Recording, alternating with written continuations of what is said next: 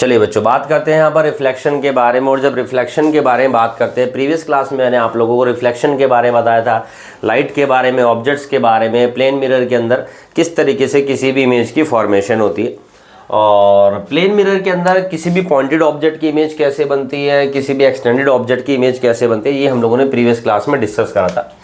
आज हम एक टॉपिक डिस्कस करने वाले हैं उसी का, this is called the sideways reversed, और इसी को हम लोग यहाँ पर बोलते हैं बच्चों, this is also called the lateral inversion. इसी को हम लोग यहाँ पर क्या बोलते हैं, लेटरल इन्वर्जन बोलते हैं।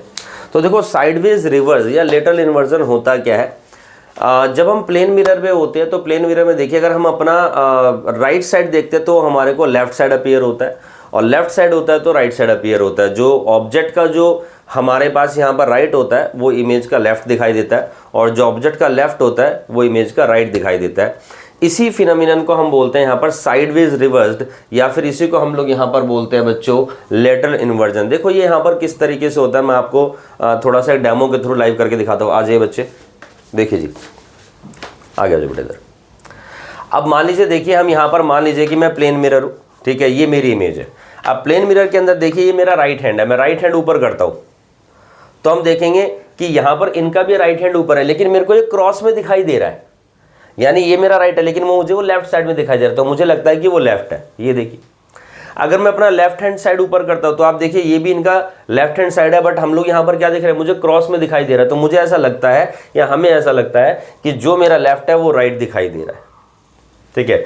अब ये देखिए होता किस तरीके से, मैं अपना राइट हैंड ऊपर कर रहा हूँ और मैं अगर फ्रंट में घूम जाता हूँ, ये देखिए अभी वो क्रॉस में दिखाई दे रहा था, लेकिन अब दोनों का ही ये राइट हैंड है, ये भी इनका राइट हैंड है, मेरा भी राइट हैंड है। ये देखिए दोबारा से हम क्रॉस में दिखाई दे रहा है, लेकिन अब क्या हुआ यहाँ पर, ये दोनों का हमारा राइट हैंड है। ये बेसिकली क्या होता है, इमेज जो है पूरा 180 डिग्री के ऊपर रोटेट हो जाती है, जिसकी वजह से हमारे को दिखता है कि हमारा लेफ्ट राइट है और राइट लेफ्ट है, लेकिन साइडवेज रिवर्स में हम देखते हैं ये दोनों का ही राइट हैंड है बच्चे। थैंक यू बेटा। तो हम लोग यहाँ पर क्या देखते हैं, this is called the sideways reversed, या फिर इसी को हम लोग बोलते हैं यहाँ पर लेटरल इन्वर्जन बोलते हैं।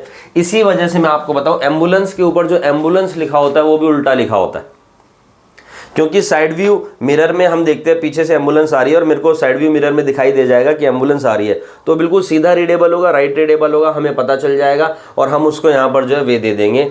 इस वजह से हम देखते हैं कि उसके ऊपर ये उल्टा मेंशन होता है बच्चों। तो इस फिनोमिनन को हम बोलते हैं यहाँ पर sideways reverse lateral inversion. Normally plane mirror के अंदर ऐसा होता है बच्चों। उसके बाद हमें यहाँ पर क्वेश्चन आता है, what are the uses of plane mirror. Plane mirror के यूजेस क्या है। तो प्लेन मिरर के यूज देखते देखते उसको शेविंग मिरर में यूज़ किया जाता है, और हम अपना जो है घरों में, सैलून में, वॉशरूम में, बाथरूम में यूज़ करते हैं, ठीक है। दूसरा हम अपनी इसमें शक्ल देखने के लिए यूज़ करते हैं। उसके अलावा इसको जो है दीवारों के अंदर फिट किया जाता है सर्टेन शॉप में, ज्वेलरी शॉप में, दुकान थोड़ी सी लार्ज दिखती है, बड़ी दिखती है। और जो मेन चीज़ है वो है ब्लाइंड टर्न्स पर। बहुत सारे जब आप हिली एरियाज़ में जाते हैं तो वहाँ पर ना ब्लाइंड टर्न होते हैं, तो वहाँ पर सामने से गाड़ी आ रही है, सिंगल वे होता है, तो वहाँ से दिख जाता है, दूसरी गाड़ी रुक जाएगी, फिर उसको जाने देंगे, फिर इस तरीके से चीज़ें होती है हमारे पास। और पेरिस्कोप बनाने में भी यहाँ पर इनका यूज़ होता है बच्चों। चलिए अब हम बात करते हैं reflection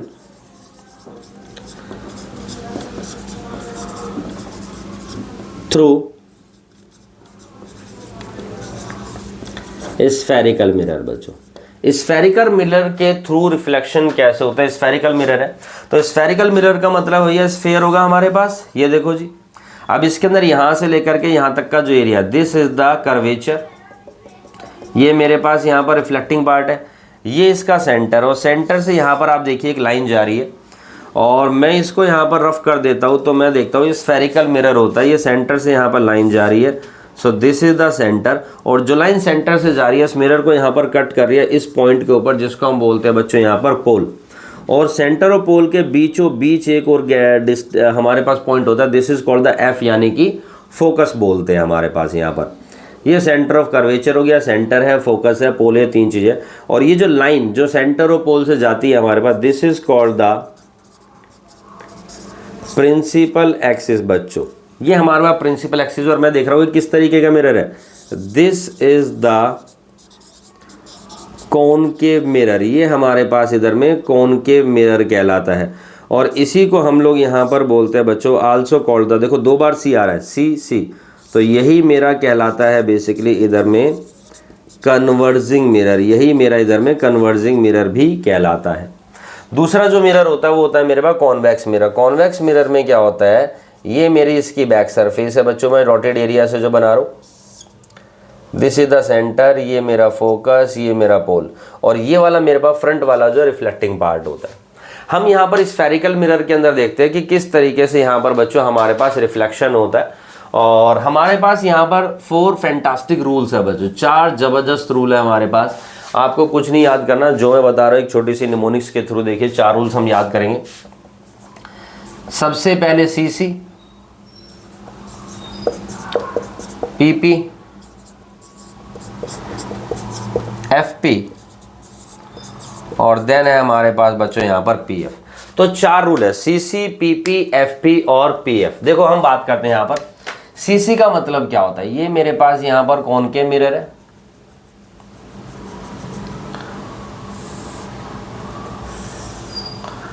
this is the centre, ये फोकस और ये पोल। और मैं देखता हूं कि सीसी का मतलब क्या, अगर कभी भी कोई भी इंसिडेंट सेंटर से आ रही है बच्चों, ये देखिए जी, तो वो सेंटर से ही रिफ्लेक्ट हो जाएगी। सीसी मतलब सेंटर से आएगी तो सेंटर से रिफ्लेक्ट हो जाएगी। पीपी का मतलब क्या है हमारे पास, मेरे पास ये कॉनकेव मिरर है, this is the principal axis, ये मेरे पास सेंटर है, ये मेरे पास फोकस है, ये मेरे पास इधर में पोल है। अगर कभी भी कोई भी इंसिडेंट रे आती है पोल पर तो वो हमेशा पोल से ही रिफ्लेक्ट हो जाएगी बच्चों। अब इस कंडीशन में हम लोग क्या देखते हैं, ये इंसिडेंट रे नॉर्मल है, प्रिंसिपल एक्सिस, इन दोनों के बीच में बनता है एंगल ऑफ इंसिडेंस और यहाँ बनता है एंगल ऑफ रिफ्लेक्शन। तो सिर्फ इसी केस में एंगल आई एंगल आर के बराबर होता है। जब इंसिडेंट रे पोल पर आती है, पोल से ही रिफ्लेक्ट होती है, एंगल आई एंगल आर के बराबर है स्फेरिकल मिरर में, सिर्फ इसी केस में बच्चों। अब मैं यहाँ पर क्या देखता हूँ, सेंटर है, ये फोकस है और ये पोल है बच्चों। अगर इंसिडेंट रे आती है एफ मतलब फोकस पे से, तो ये हमारे पास पैरेलली रिफ्लेक्ट होगी। ये देखिए जी, फोकस पे से इंसिडेंट रे आती है बच्चों, ये फोकस पे से चली गई मेरे पास, तो मैं क्या देख रहा हूँ, ये पैरेलली रिफ्लेक्ट हो रही है। तो ये हमारे पास फोकस से तो पैरेलल, पोल पे से पोल पे, सेंटर पे सेंटर, और लास्ट रे डायग्राम है हमारे पास इधर में, मतलब रूल है इसका बच्चों, ये सेंटर है, ये फोकस है और ये पोल है। अगर इंसिडेंट रे आती है बच्चों कभी भी पैरेलल, और पैरेलल किसके आएगी, एक ही रे दिखाई दे रही है मेरे को प्रिंसिपल एक्सिस, तो अगर ये कभी भी प्रिंसिपल एक्सिस के पैरेलल आती है बच्चों तो ये फोकस पर से रिफ्लेक्ट हो जाती है। तो हमारे पास हम लोग क्या देखते हैं, ये 4 फैंटास्टिक रूल्स है जिसको हम बोलते हैं सीसी, पीपी, एफपी और पीएफ बच्चों। ये सीसी है, पीपी है, एफपी और पीएफ है, ये 4 रूल हो गए हमारे पास बच्चों यहाँ पर इधर। और इन 4 रूल के बेस पे हम बात करेंगे यहाँ पर कुछ केस के बारे में। किस तरह के केस होते हैं कि अगर ऑब्जेक्ट यहाँ खड़ा है तो इमेज कहाँ बनेगी, ऑब्जेक्ट वहाँ खड़ा है तो इमेज कहाँ बनेगी, और कहीं और खड़ा है तो कहीं और कहाँ बनेगी, ये देखते हैं यहाँ पर। 6 केस हम लोग यहाँ पर पढ़ेंगे, टोटल 6 केस है, जिसमें मेरे पास ये कॉनकेव मिरर है। एक एक करके हम इन सारों के रे डायग्राम्स भी बनाएंगे बच्चों। सेंटर, फोकस और पोल। केस नंबर 1 में हम देखेंगे कि ऑब्जेक्ट कहाँ खड़ा है, फोकस और पोल के बीच में, तो इमेज कहाँ बनेगी। केस नंबर 2 में ऑब्जेक्ट खड़ा है फोकस पर, देखेंगे इमेज कहाँ बनेगी। केस नंबर 3 में ऑब्जेक्ट खड़ा होगा सेंटर और फोकस के बीच में, केस नंबर 4 में सेंटर के ऊपर, केस नंबर 5 में सेंटर से पीछे, और केस नंबर में पीछे से भी पीछे, सबसे पीछे यानी कि इन्फिनिटी पर। देन हम लोग देखते हैं कि इमेज की फॉर्मेशन कहाँ होती है, कैसे होती है और किस तरीके से होती है। तो बात करते हैं बच्चों हम लोग यहाँ पर केस नंबर 1। अगर ऑब्जेक्ट है यहाँ पर बिटवीन फोकस एंड पोल बच्चों, अब ये समझने की कोशिश करना, कुछ सस्ते टीचर होते हैं जो इसको यहाँ पर इस क्वेश्चन को गलत कर देते हैं, कुछ बात बताते हैं, मैं आपको बताता हूँ, लेकिन ऐसा है नहीं। तो लेकिन जहाँ पर जो बच्चे सस्ते टीचर से पढ़ रहे हैं वो इस क्वेश्चन को गलत करते हैं, जबकि वो लॉजिकली सही होता है, लेकिन उनके पास कोई आंसर नहीं होता तो वो इस तरीके से करते हैं। बहुत सारे स्टूडेंट्स हमारे पास ऐसे आते हैं जो बोलते हैं सर स्कूल के टीचर ने गलत कर दिया। वो कहते हैं जिस तरीके से मैं पढ़ा रहा हूँ ऐसे पढ़ो। भाई कोई भी रे डायग्राम के बहुत सारे रूल्स होते हैं बेटा, कोई सा भी रूल अप्लाई कर सकते हैं, ठीक है। मैं आपको बताऊंगा कि स्पेशल केस हुआ था एक बार मेरे एक स्टूडेंट के साथ में। तो ये सेंटर है, ये फोकस है और पोल है, ऑब्जेक्ट खड़ा है फोकस और पोल के बीच में। देखो रे डायग्राम बनाने का तरीका समझो सबसे पहले। तो हम क्या करेंगे, यहाँ पर ऑब्जेक्ट खड़ा है फोकस और पोल के बीच में, तो बहुत सबसे बड़ी समस्या क्या आती है कि भाई हम कहाँ से इंसिडेंट रे, कहाँ पर वो रिफ्लेक्ट होगी, बच्चा इसी में कंफ्यूज रहता है। आप सारी चीजें भूल जाओ, सिर्फ 2 बातें याद रखो। कभी भी अगर रे डायग्राम बनाने को आता है, काम करना, ऑब्जेक्ट कहीं पर भी खड़ा हो, सबसे पहली रे फेंक के मारो हमेशा पैरेलल बच्चों, मतलब सबसे पहली जो रे है वो हमेशा पैरेलल फेंक के मारो, किसके, प्रिंसिपल एक्सिस के। और वो कहाँ से जाएगी बच्चों, ये देखिए मेरे पास ये फोकस पे से रिफ्लेक्ट हो गई। दूसरी इंसिडेंट रे जो वो सेंटर के अलाइनमेंट में, मतलब कि इस तरीके से, और मैं देख रहा हूँ वो सेंटर से ही जाएगी। अब मैं देख रहा हूँ कि दोनों रे मेरे पास कैसी हो रही है बच्चों, डाइवर्ज हो रही है। And diverging rays never meet at any point, diverging rays कभी भी मीट नहीं कर सकती। तो मैं क्या करूंगा, इनको यहाँ पर बिहाइंड द मिरर मीट करवा दूंगा। ये देखो यहाँ मीट हो जाती है। ये ऑब्जेक्ट है ए बी, और ये मेरे पास इमेज बन गई ए डैश और बी डैश। तो formation of image a dash b dash of an object a b, जब ऑब्जेक्ट हमारे पास फोकस और पोल के बीच में खड़ा हुआ है। अब इसकी यहाँ पर कैरेक्टरिस्टिक्स होती है, देखिए क्या कैरेक्टरिस्टिक्स होती है हम बताते हैं। सबसे पहली चीज, इमेज की पोजीशन बतानी है हमारे को, कहाँ बनी है बच्चों, तो हम बताएंगे इसको behind the mirror. Behind the mirror बनी है हमारे पास, ये बात नंबर 1। दूसरी बात मैं बताता हूँ साइज, तो साइज कैसा है इसका, लार्जर देन ऑब्जेक्ट बच्चों, लार्जर देन ऑब्जेक्ट है हमारे पास। तीसरा हम लोग यहां पर बताते हैं कि हमारे पास जो इमेज बनी है कैसी है, अगर फ्रंट में बनती है वो रियल होती है, और अगर बैक में बनती है वो वर्चुअल इमेज होती है। तो ये इसका नेचर है बच्चों।